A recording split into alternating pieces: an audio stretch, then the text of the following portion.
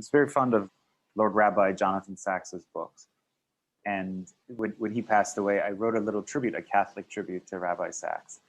And I did note, though, that difference that you mentioned, which is that that Judaism did not nearly to the same extent incorporate kind of Greco-Roman philosophy into its system as it developed in history after its encounter with kind of Hellenistic civilization. Whereas the Catholic Church obviously made philosophy its own, made Greek philosophy its own, and then, at least in its own claim, attempted to purify it through faith. And so that you have this synthesis of faith and philosophy that's the foundation of the West. Anyway, that's a side point. How do we fix what you're addressing? I sometimes feel very despondent.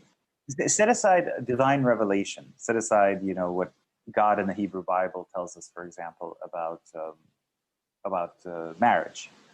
Just talk about at the level of natural law. One of my friends, you maybe actually follow him on Twitter. He goes under a pseudonym. His pseudonym is Rafael Ariazaga. Oh, sure. Yeah.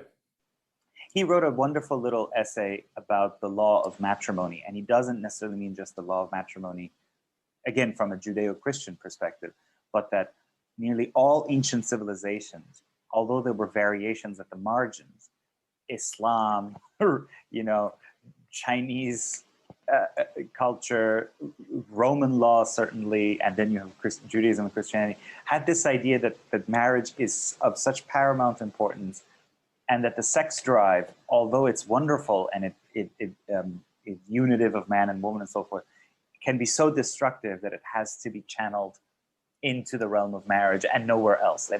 In various ways, they all attempted to set up these guardrails against it. And what Raphael was telling me, it's like what he wrote would have been so sort of obvious to Aquinas and to Maimonides and to Averroes and to and to the pagans and the pagans, exactly.